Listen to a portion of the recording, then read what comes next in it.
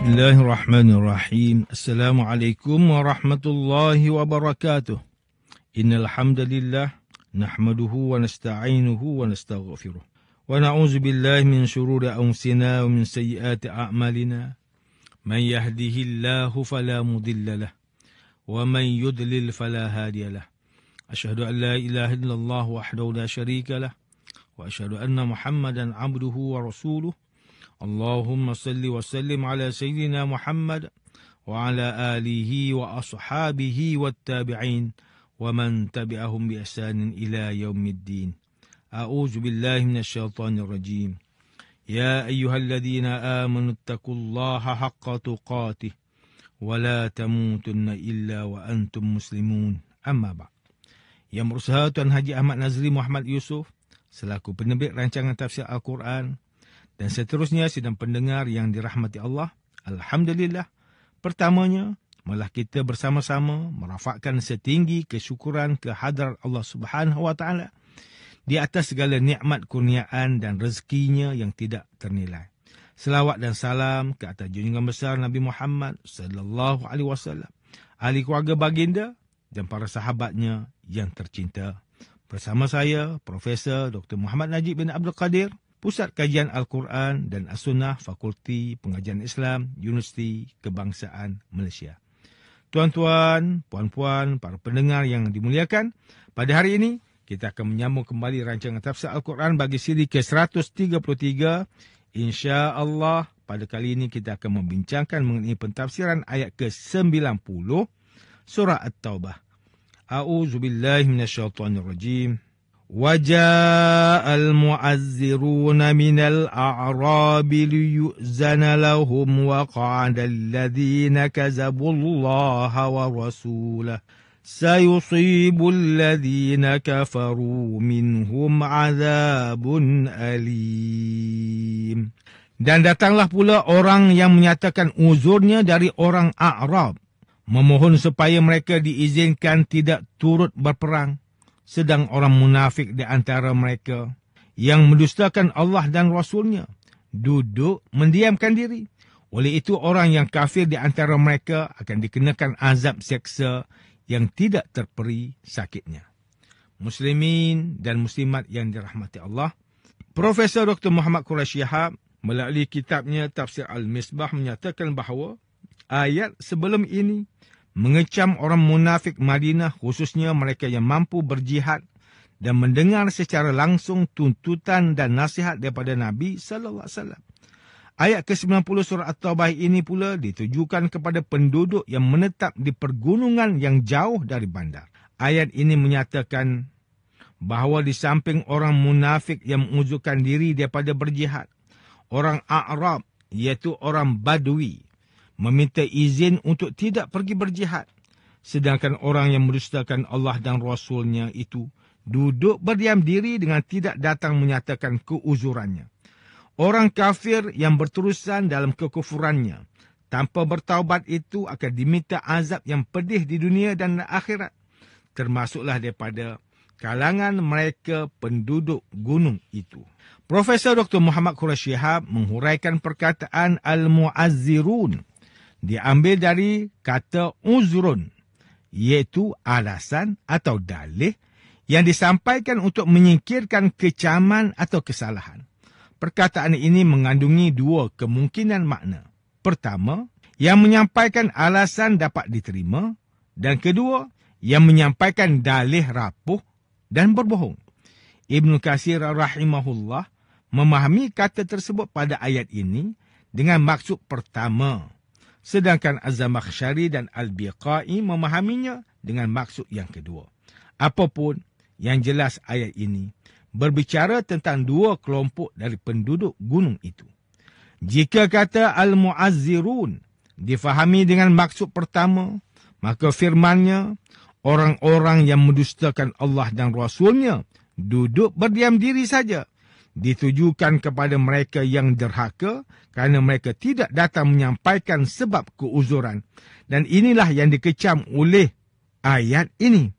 Adapun jika kata Al-Mu'azzirun difahami dengan maksud kedua, iaitu menyampaikan dalil yang rapuh lagi berbohong, maka kelompok ini diancam kerana ketidakhadirannya dalam berperang serta pembohongannya.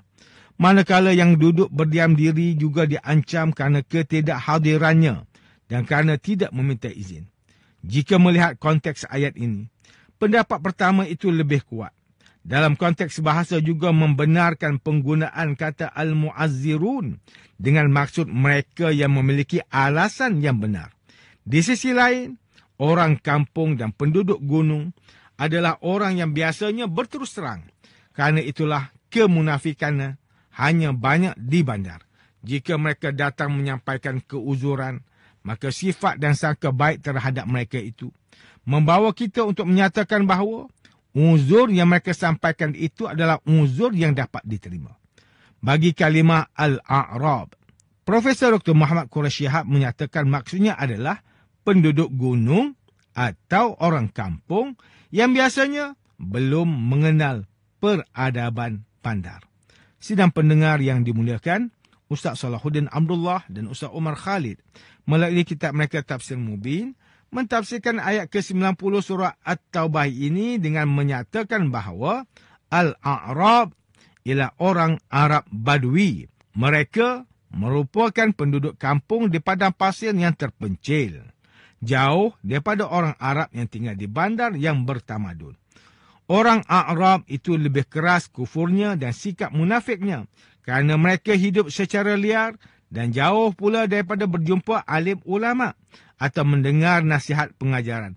Apatah lagi untuk mengetahui isi kandungan kitab Allah Subhanahu Wa Taala dan hadis-hadis Rasulullah Sallallahu Alaihi Wasallam berbanding orang Arab yang tinggal di bandar.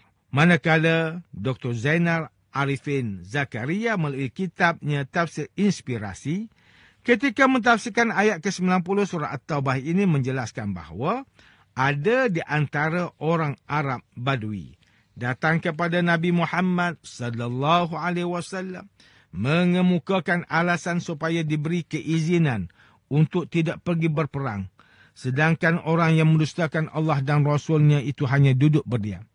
Kelak orang yang kafir di antara mereka akan ditimpa azab yang pedih. Manusia sering berusaha untuk mencari-cari alasan dan asbab kurangnya iman. Itulah yang membuatkan mereka tidak memenuhi syarat untuk masuk ke dalam perjuangan suci. Sidang pendengar yang dirahmati Allah, Profesor Dr. Haji Abdul Malik Karim Amnullah ataupun Hamka menyebutkan dalam kitab Tafsir Al-Azhar bahawa menurut riwayat, angkatan perang yang dipimpin Rasulullah sallallahu alaihi wasallam pergi berperang ke Tabuk tidak kurang daripada 30,000 orang jumlahnya.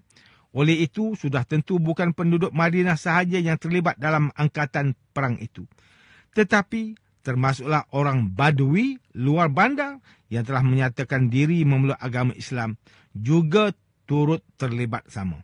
Orang Badui luar bandar di zaman itu dipanggil dengan Al-A'rab, yang bererti orang kampung atau Arab kampungan. Ketika telah disampaikan arahan berperang, ada di kalangan mereka yang mempunyai halangan untuk pergi. Mereka mengemukakan keuzuran atau mengemukakan bahawa mereka mempunyai halangan sehingga tidak dapat pergi berperang bersama. Menurut riwayat dari Ad-Dhahak, ada satu kelompok Arab kampung itu di bawah pimpinan Amir bin Tufail datang kepada Rasulullah sallallahu alaihi wasallam memohon agar mereka dibebaskan daripada tugas pergi berperang ke Tabuk kerana ada suatu uzur penting yang menghalangi mereka. Ketika menghadap Rasulullah sallallahu alaihi wasallam, Amir bin Tufail menyatakan, "Wahai Nabi Allah, kalau kamu turut ikut berperang, maka Arab kabilah akan menyerbu perkampungan kami dan akan tawan isteri-isteri, anak-anak dan ternakan-ternakan kami." Maka Rasulullah sallallahu alaihi wasallam menjawab, "Allah telah memberitahu kepadaku tentang halangan yang menimpa kalian. Allah akan menolongku sehingga halangan yang menimpa kalian itu tidak mengganggu perjalananku." Maka Ibn Abbas radhiyallahu anhuma menyatakan, kaum itu tidak ikut berperang kerana mempunyai halangan yang diberi keizinan oleh Rasulullah sallallahu alaihi wasallam. Hamka turut menghuraikan, Di samping orang yang meminta izin kerana ada halangan itu ialah Amir bin Tufail dan kelompoknya, ada lagi kelompok lain yang datang menyatakan keuzuran sedangkan mereka tidak mempunyai halangan. Lalu mereka diberi izin Rasulullah SAW untuk tidak ikut berperang. Mereka itu telah mendustakan Allah dan Rasulnya. Bahkan mereka telah menjadi munafik kerana tidak ikut berperang dengan alasan yang direka-reka. Terdapat segelintir yang datang menyatakan halangan dan keuzuran untuk pergi. Sebahagian dari mereka betul-betul berhalangan, lalu diberi izin oleh Nabi SAW. Sebahagian lagi memohon keuzuran dengan mencari-cari alasan, sedangkan mereka langsung tiada halangan. Lalu mereka pun diberi izin oleh Nabi SAW. Nescaya yang benar-benar mempunyai keuzuran akan diberi keampunan oleh Allah. Adapun yang berbohong sebagai perbuatan orang kafir akan diazab oleh Allah dengan azab yang pedih. Sebab yang dapat diputuskan oleh Rasulullah SAW ialah hal yang zahir. Adapun yang batin, Allah yang lebih mengetahui. Sebab walau bagaimana kerasnya suatu perintah, namun pengecualiannya itu pasti ada. Tuan-tuan dan puan-puan yang dirahmati Allah, demikianlah tafsir bagi ayat ke-90 surah At-Taubah menurut pentafsiran oleh para ulama. Ayat ke-90 surah At-Taubah ini menjelaskan kisah keimanan yang menzahirkan tindakan ketika didatangkan perintah sebagai ujian buat manusia. Muslimin dan muslimat yang dimuliakan, dalam peperangan ini jelas memperlihatkan golongan yang benar-benar ikhlas berjuang. Mereka adalah golongan yang menyahut seruan jihad dengan segera dan sukarela kerana benar-benar cintakan agama Islam. Ada juga golongan yang berdalih apabila tidak mahu menyertai perang. Ada yang culas serta memberi kepentingan diri sendiri dengan menarik dalam peperangan. Serta masih ada yang ragu-ragu serta tidak mengikut arahan semasa perjalanan ke Tabuk dan sebagainya. Manakala pada zaman ini, jihad dapat difahami melalui definisi syarak, menggunakan usaha yang bersungguh-sungguh untuk menyampaikan dakwah dan penyebaran Islam, mendirikan masyarakat Islam dan menjadikan syariat Allah menguasai dunia keseluruhannya. Jihad secara umum boleh difahami dengan 3 maksud. Jihad dengan ilmu dan lisan, seperti mengajar masyarakat, menyebarkan keselamatan berada di dalam Islam, menerangkan hakikat agama, syariat dan iman, dan melawan syubhah pemikiran. Jihad dengan harta, seperti membelanjakan harta untuk jalan Allah, dan kerana itu ia termasuk dalam asnaf zakat. Jihad dengan pertempuran dan peperangan, demi mempertahankan serangan musuh-musuh Allah yang menyeram kaum muslimin, bumi dan kampung mereka, ataupun demi menyebarkan dakwah Islam dan melawan para pemerintah kafir yang zalim dan melampaui batas yang menekan rakyatnya dan menghalang Islam. Maka berdasarkan ayat ke-90 surah At-Taubah ini, kita dapat mengambil iktibar untuk tidak memberikan alasan yang direka-reka untuk melarikan diri daripada jihad zaman ini. Sidang pendengar yang dirahmati Allah, antara pengajaran yang boleh kita ambil daripada tafsir ayat ke-90 surah At-Taubah ini ialah, pertama, umat Islam sepatutnya menjadi golongan yang menyahut seruan jihad dengan segera dan sukarela kerana benar-benar cintakan agama Islam. Kedua, setiap orang Islam mestilah berazam untuk memberi manfaat kepada keluarga sendiri, masyarakat setempat dan pembangunan negara melalui kemampuan serta kelebihan masing-masing yang dianugerahkan oleh Allah. Ketiga, umat Islam hendaklah sentiasa berjaga-jaga dengan ujian tipu daya berbentuk halangan ketika berhadapan dengan pelbagai situasi untuk membawa dakwah Islam.